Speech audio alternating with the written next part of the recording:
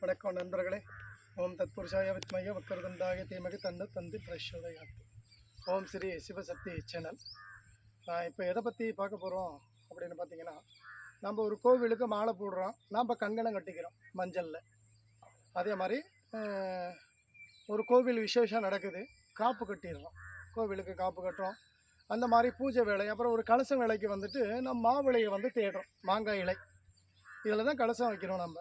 இதை வந்து நம்ம வீட்டுக்கு துரு தேவதைகள் வந்து நம்ம வீட்டை வந்து அண்டாமல் இருக்கிறதுக்கு, நல்லவன் கெட்டவன் யாருன்னு தெரியாது, ஏன்னா சொல்லுவாங்களே, உறவாடி தான் பகைவான் வந்து நம்மளை கெடுப்போம் அப்படின்ற மாதிரி. யார் எந்த நோக்கத்தில் வரான்னு தெரியாது.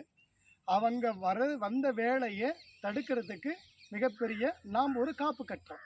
இதுக்கு நம்ம கங்கணம் கட்டிக்கிட்டு மாலை போடுற மாதிரியே நம்ம வீட்டுக்கு ஒரு காப்பு கட்டுறோம். அப்போ காப்பு கட்டுறது என்ன? தோரணம். மாவிளையில் தோரணம் செய்கிறது. அது எப்படின்னா, ஒரு மாங்காய் இலையை அப்படி பிச்சுக்கிறீங்க பாருங்கள்.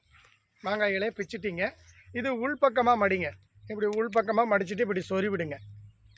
சொருவிட்டு இது இந்த பின்னாடி வர்ற மாதிரி இது பண்ணிங்க. இது முன்னாடி வந்து இதில் வந்து என்ன எழுதணும், இது முன்னாடி இப்படி எழுதுறது என்ன எழுதணும் அப்படின்னீங்கன்னா, கிருஷ்ண பரமாத்மானுடைய பெயர் ஜெய் ஸ்ரீராம் அப்படின்னு எழுதிக்கலாம். இல்லை உங்களுடைய குலதெய்வம் பேரை வந்து மேலே எழுதிட்டு கூட ராமர் வருக அப்படின்னு எழுதிக்கலாம், இல்லை கிருஷ்ணர் வருக அப்படின்னு எழுதிக்கலாம். சரியா?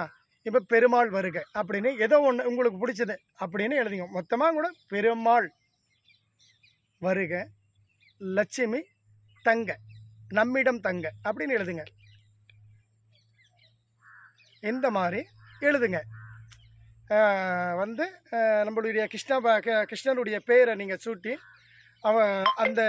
இந்த இதில் எழுதுங்க. ஏதோ ஒரு இங்கினா வந்து மார்க்கரை எழுதுங்க. பச்சை இங்கே மார்க்கர் இருந்தாலும் சரி, இல்லை பெண்ணு தான் இருக்குது அதனாலும் சரி. ஆனால் இது எழுத்து படிக்கிற மாதிரி எழுதிட்டு நீங்கள் என்ன பண்ணுறீங்கன்னா, இதில் நூல் எத்தனை அப்படின்னா 16 இலை தான் இருக்கணும். இந்த ஒரு தோரணத்துக்கு 16 இலை.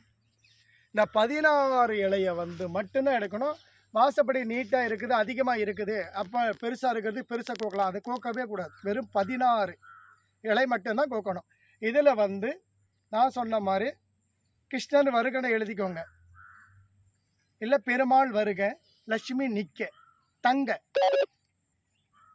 இதை வந்து நீங்கள் இதை வந்து தாராளமாக இதில் எழுதிக்கிட்டு, இதை நான் 16 தான் சொல்லியிருக்கேன், 16 மட்டும் கோத்துங்க.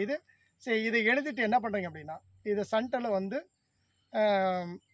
சந்தனம் பொட்டு வைங்க, அதுக்கு மேலே குங்குமம் வச்சுடுங்க. இது மாதிரி 16 எத்தனை வாசப்படி இருந்தாலும் அத்தனை வாசப்படிக்கும் கட்டலாம். உள் வாசப்படிக்கு கட்டலாமா அப்படின்னா கண்டிப்பாக தாராளமாக கட்டலாம். பூஜை அறைகளுக்கு கட்டலாம். இதை கட்டுங்க. உங்களுடைய செல்வம் தங்கும். நம்மளுடைய எந்த கெட்ட எண்ணத்தில் நம்ம வீட்டுக்கு உள்ளே வந்தானா கண்டிப்பாக அது நடக்காது. நம்மளை பாதுகாக்கிற மாதிரி நம்ம வீட்டுக்கு ஒரு பாதுகாப்பு. இது எல்லாரும் செய்து பயனடையணும். உங்களுக்கு தெரிஞ்சவங்களுக்கு நீங்களும் இதை வந்து ஷேர் பண்ணுங்கள். சரிங்களா? இந்த வீடியோ பிடிச்சிருந்தா ஷேர் பண்ணுங்கள், கமெண்ட் பண்ணுங்கள், லைக் பண்ணுங்கள். மறந்துடாதே நண்பர்களே. அடுத்த வீடியோவில் இன்னும் சின்ன ஒரு சிறந்த ஒரு விஷயமாக உங்களுக்கு பரிகாரம் செய்கிறது எப்படி வந்து வேறு ஒருத்தர் கேட்டிருந்தாங்க. அந்த எதிரிகள் தொல்லையிலேருந்து எப்படி நீங்கிறது, நம்ம அதிலேருந்து காப்பாற்றி கொள்வது அப்படின்ற ஒரு விஷயம் சொல்லியிருந்தாங்க. அதை நான் அடுத்த வீடியோவில் போடுறேன். இன்னொரு விஷயமும், நிறைய எனக்கு சப்போர்ட் பண்ணிங்கன்னா உங்களுக்கு நிறைய விஷயங்களெல்லாம் நான் கண்டிப்பாக சொல்லுவேன். உண்மையாக இருக்கிறத மட்டும்தான் சொல்லுவேன். நீங்கள் செஞ்சுக்கலாம். இதை மாதிரி செஞ்சு எல்லோரும் பயனடையணும். தோரணம் வாரத்துக்கு 15 நாளுக்கு ஒரு முறை செய்யலாம். நீங்கள் அப்படி இல்லை மாதத்துக்கு ஒரு முறை மாற்றிக்கலாம். இது எப்போ வேணாலும் நீங்கள் வச்சுக்கலாம், செஞ்சுக்கலாம். உங்களுக்கு விருப்பம் போல் நீங்கள் பண்ணிக்கலாம். இதுதான் 16 மட்டும் செய்யுங்க. ஓம் நம சிவாய. ஓம் தத்புருஷாய வித்மகி வக்கரதுண்டாய தீமகி தன்னோ தந்தி பிரச்சோதயாத். சப்ஸ்கிரைப் பண்ணுறது மறக்காதீங்க. லைக் பண்ணுங்கள், ஷேர் பண்ணுங்கள், கமெண்ட் பண்ணுங்கள். மீண்டும் அடுத்த வீடியோவில் உங்களை சந்திக்கிறேன். நன்றி, வணக்கம்.